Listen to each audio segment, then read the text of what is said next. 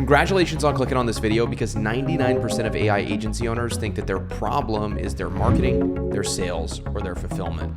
But in most cases, it's really your offer. My name's John Danes. If you don't know me, my first agency scaled to over $2 million per year in just 10 months from starting. And the main reason we did that was because of our offer and the way we presented it. In this video, I'm going to show you exactly how I structured my offer and how you can do the same so you can finally scale to $100,000 a month in 2026. Let's dive in. So the first thing you have to understand is there's really three types of services or offers that an agency owner is even going to deliver. Whether an AI offer or more of a traditional offer, there's only three kinds of offers that anyone can run. And I actually challenge you, before we get into these, after you learn this concept, you need to start to study other people's offers and try to figure out which one are they running. Because what you'll see is there's some patterns in offers that are successful that other agency owners are running, and you'll kind of be able to say, which one is it and how? So the first one is going to be an addition offer or an addition service. This is something like cold email, Facebook ads, Google ads, YouTube ads, appointment setting in many ways. These are addition services. Very simply, you are adding something to the client's business. You are adding revenue, deals, clients, money. These are addition services because you are adding to the client's businesses. On the other hand, we have subtraction services. So when you think subtraction service, think any kind of automation, right? Whether this is with N8N or Go High Level or Zapier or Make or the million other platforms that are out there. Anytime you are subtracting from their business, meaning you are saving them time. So they're either able to subtract time that they are spending themselves, or they are able to subtract time from their employees, or maybe even with some of these, they're able to fire employees completely and subtract them from their business. So subtraction services, pretty straightforward. You are subtracting time, effort, and maybe even in some cases money as well from their business. And then the hybrid services are somewhere in the middle. And that's really what we're going to explore in today's video, is what a hybrid service is and how they do both. Because a little hint, not to skip ahead, hybrid services are almost always the best. So a really big mistake that I think a lot of agency owners are making right now is they don't understand that simplicity is the greatest form of complexity. And I think what I mean by this is, what I'm seeing right now is that everyone is looking for the new, innovative, exciting service to offer.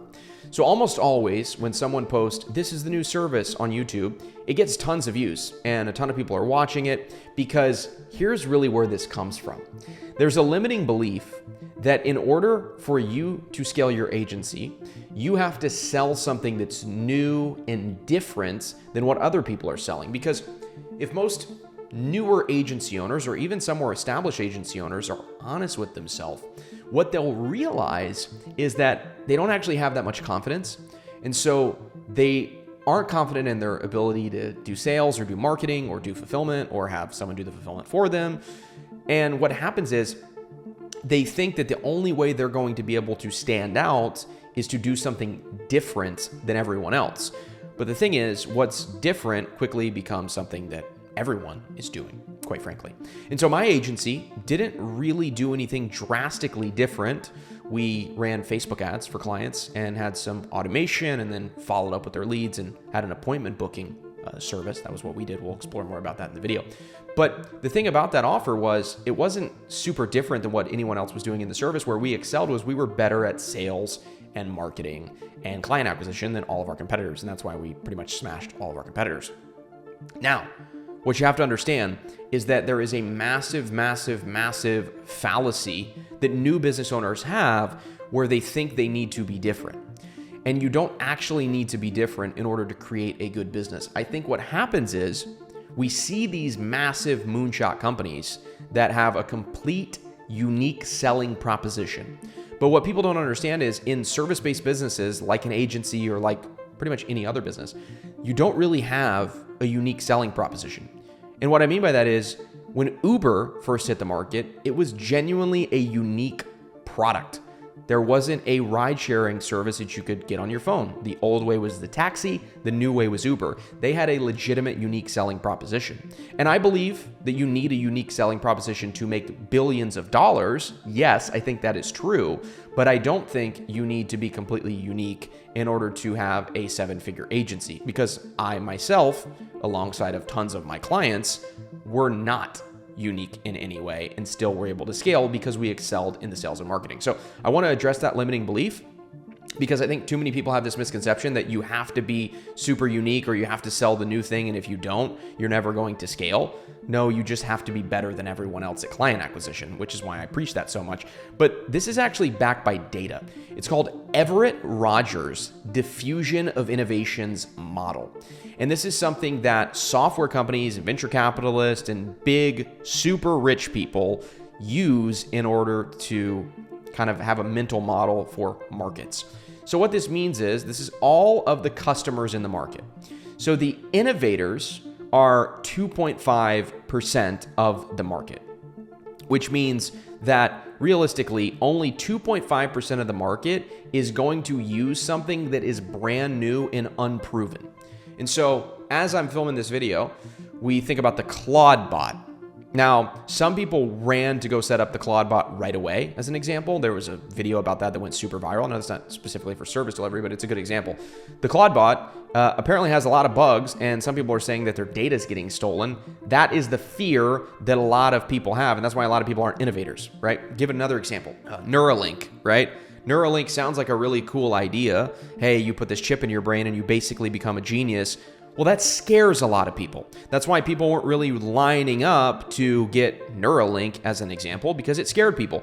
A lot of people don't realize even when AI first came out and ChatGPT first came out, people were saying things like, don't share pictures of your face with AI, or your face is going to get scanned, or, people are a little bit skeptical or nervous to use new products or services, whether for risks for themselves personally or risk with their money. People are nervous of new innovative products. So only 2.5% of the market are really willing to buy new innovative products. So a lot of times these new offers that you watch a YouTube video about that you might think is the new best offer, a lot of the market is going to be scared to actually buy that offer.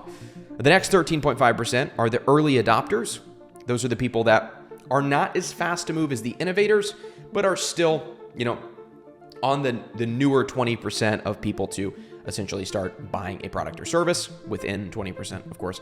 And then the early majority is 34%, right? These are the people that are starting to catch on. They're coming and using the product, probably like, something like OpenAI right now. There's probably the early majority.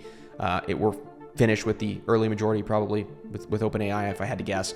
And then the late majority are the people that kind of come in a little bit later, around 34%, and then the laggards are 16%, right? So just so you get an idea, this is kind of how this looks. If you want to research more about this, you can. But the point to this model is that most people, most people do not want new and innovative products. Most people want the thing that is old and is time tested. To use another example, let's say we think about something like investment products as an example. People are still buying the S&P 500 all the time. It's proven, it works, people know that it works. This is why you don't really see older retirees putting all their money in crypto as an example, because they're probably more a part of the late majority or the laggards who are more thinking, I want the safe thing and I don't want a bunch of risk on something that is crypto, let's be honest, is fairly new as a whole, right? So that's the way to think about it. So we know that most people don't want new, exciting, innovative offers. So what are the offers that actually work? Well, we can start with subtraction offers. And for the majority of business owners, I would say 99% of business owners out there realistically, if you ask them, would you double your working hours to make 5 times more money? So would you double effort to make 5 times more? It is a pretty good deal.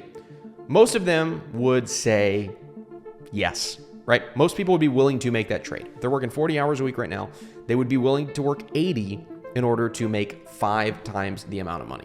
This is why subtraction offers only work when someone values time over money. But most business owners are not in a position where they have the luxury to value time over money. If we think about the type of people that value time over money, it's normally going to be people that have money already. I'm sure if you ask any of the people on the Forbes list, would you trade in all of your money to be 18 years old again? Every single one would say yes. You know, you think about the psychology of someone like Brian Johnson, let's say, Mr. Don't Die. He's made a ton of money, and it seems like the only thing that he cares about is being able to live longer and realistically extend his life. Because rich people want time. They value time more than they value money in most cases because they already have an abundance of money and time is finite. To use another example, why do a lot of newer business owners, let's say, not have an assistant? Why would they not invest in an assistant? Everybody knows that an assistant would probably make them more productive, would get them time back, would maybe even allow them to make more money. Well, most people don't feel like they need an assistant because of this exact reason. They ultimately, the people that aren't willing to get an assistant, value their money more than they value their time. And I believe that that's the majority of business owners. And the reason is because they haven't solved client acquisition yet. So they need cash first. But honestly, most businesses are failing because they haven't solved client acquisition. Now, I know there's that popular saying that says most businesses die from indigestion rather than starvation. I think that's normally talking about massive businesses, but for the majority of small business owners, they need clients because they likely have a cash flow problem.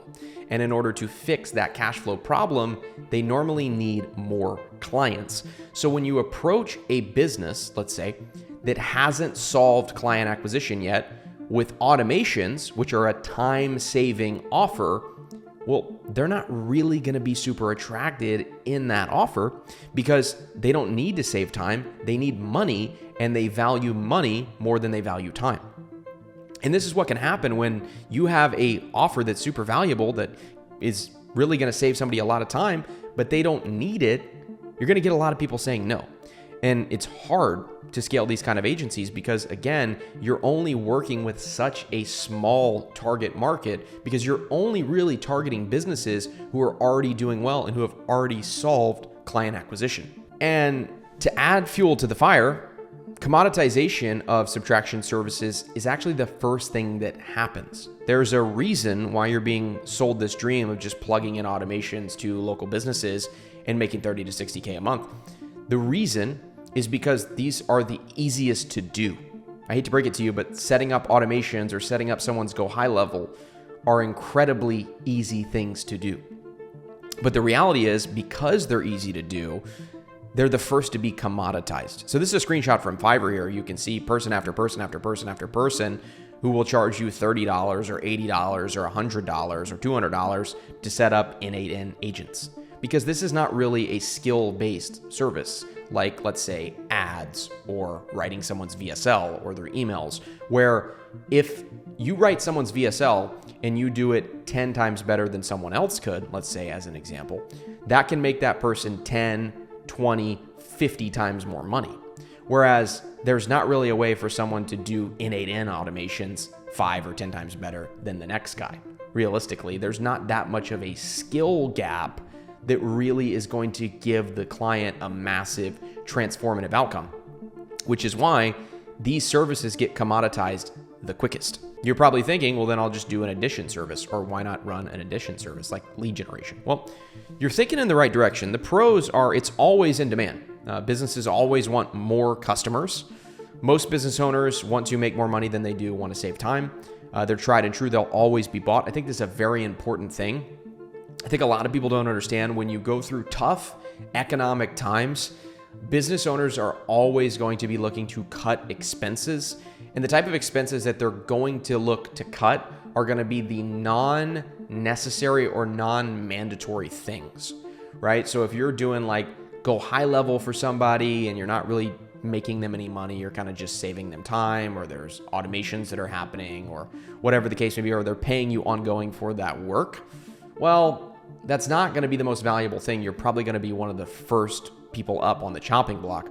And with things like automations in general, this is not just a video to crap on automations, but with automations in general, it's hard to get somebody on a recurring basis to continue paying for automations. It's normally more of a project build. Project build, I always think freelancer, right? Freelancers work off a project basis. If you're an agency, you're going to want to bill on a recurring basis so you can stack cash flow from clients. Is the best way to scale. So for all those reasons, that makes the subtraction offers less attractive and makes something like an addition service more attractive for all the reasons. It's recession proof. It's always in demand. Most business owners want to make money rather than save time. And it's tried and true. The cons here are a lot of times clients don't know how to work leads. If you talk to anybody who's really scaled a lead gen marketing agency, it's going to be one of the first problems that they tell you is that they got their clients a bunch of leads and their clients didn't really know how to work the leads because they're only used to referrals. You know, speaking from a real estate agent perspective, or speaking in the perspective of a real estate agent, let's say, a real estate referral is a lot different than a cold traffic appointment, as an example. So a lot of real estate agents might not know how to work those or any other niches. You kind of overload their time. This is a huge problem that a lot of people have with lead gen services. You get punished for good performance because what ends up happening is you load your client up with leads and they actually get overwhelmed and they say, hey, you know, the service is going super great, but I actually need to pause or cancel because I am too overwhelmed with all of the leads. So a lot of times with lead gen services, you can honestly kind of shoot yourself in the foot because you might be loading your clients out with leads.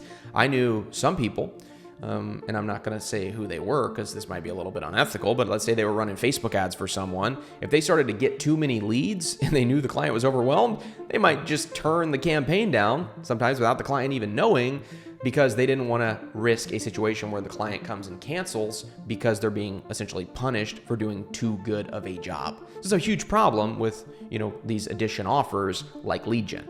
Basic process of elimination: if subtraction offers aren't the best and they have a lot of cons to them, and addition offers also have cons, well then obviously the hybrid offer is what's always going to win. Because what the hybrid offer does is it creates problems, but it simultaneously solves each of those problems, making it fully self-sustaining and also offering the highest amount of value possible to the client.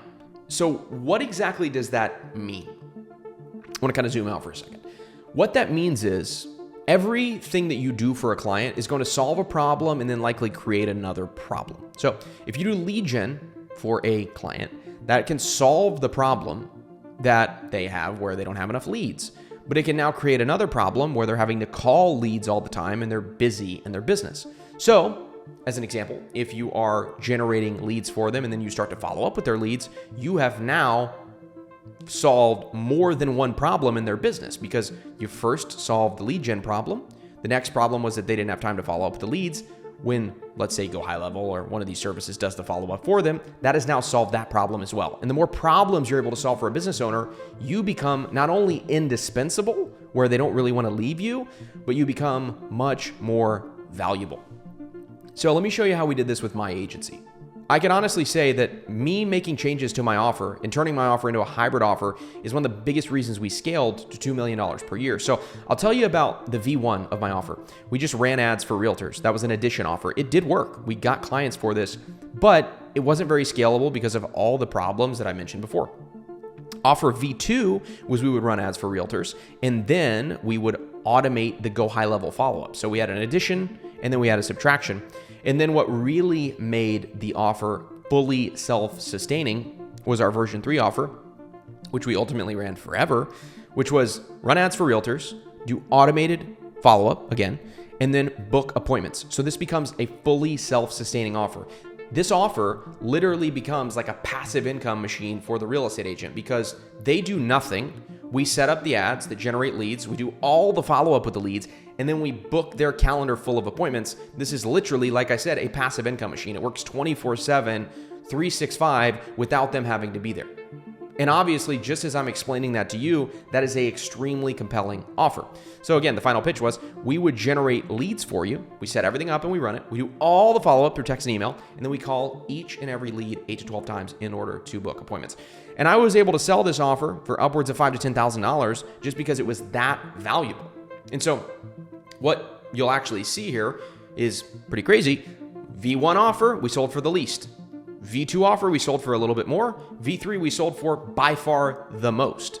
And that's because we were solving the most amount of problems for the client. And for that reason, we were able to charge the most. So what actually ends up happening is because you're solving so many problems, that dictates and qualifies you to charge the client more money. That's the beauty of these hybrid offers. Not only are you getting big outcomes for your clients and getting them big results, and it's easy to sell because it's so compelling, but you get to sell it for the most amount of money.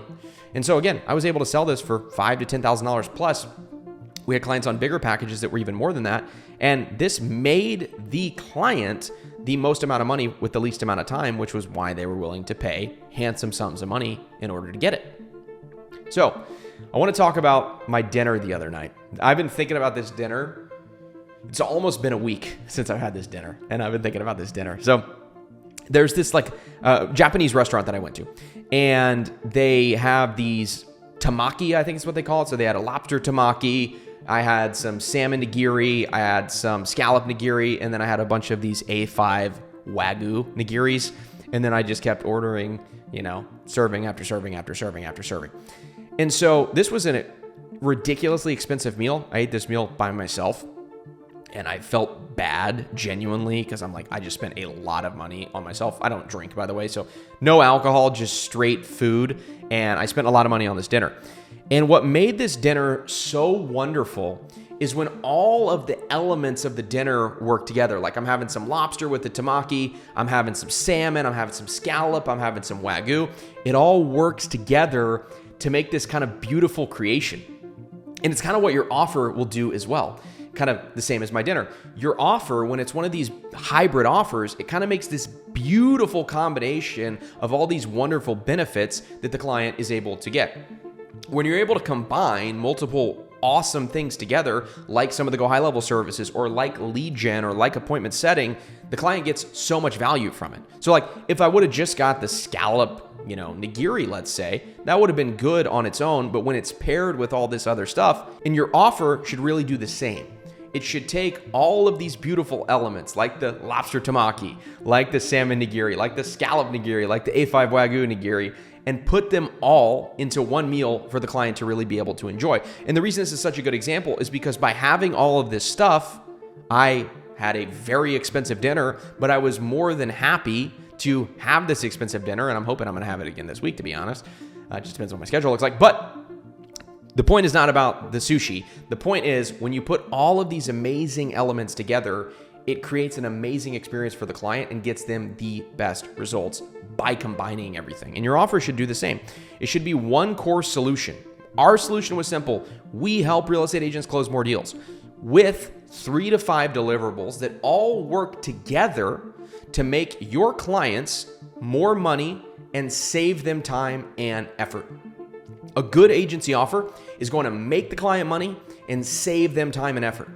And the more that you can do that, it's very easy to sell because you say, hey, Mr. Client, we're going to make you more money by doing X, Y, and Z. And we're also going to save you more time by doing this, that, and the other thing.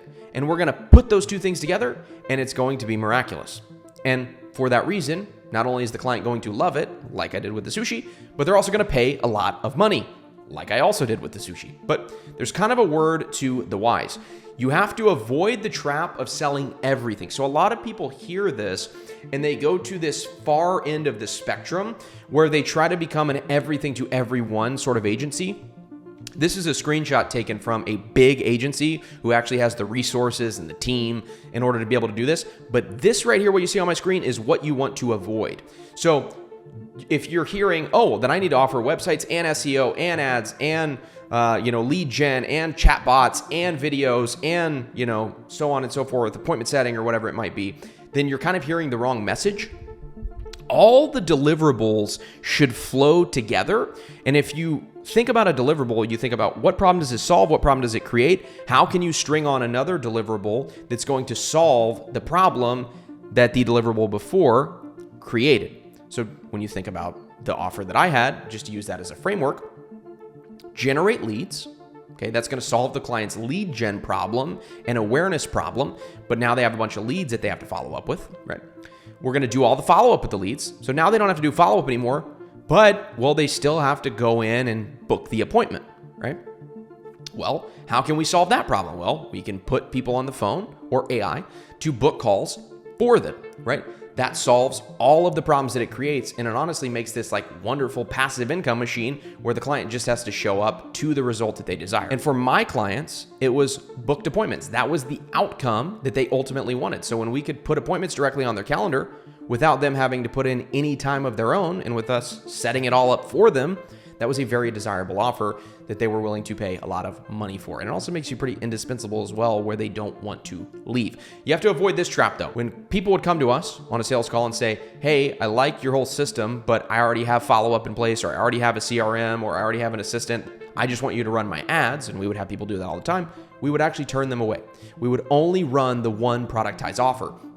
And when you do this as well, it also makes all of your fulfillment, all of your marketing, all of your VSL creation, your website, like makes everything much easier, because you know you just have one offer that solves one problem or maybe two problems with 3 to 5 deliverables, and you know that's what you sell every single time. So really want you to avoid becoming the everything to everyone kind of agency. Do not hear what I'm not saying and think more equals good, and for that reason you want to offer absolutely everything. I highly recommend against that. So ultimately, your takeaway should be this. Most clients that you're going to be dealing with on a daily basis, or most leads, I should say, their primary constraint is getting clients and adding cash flow to their business.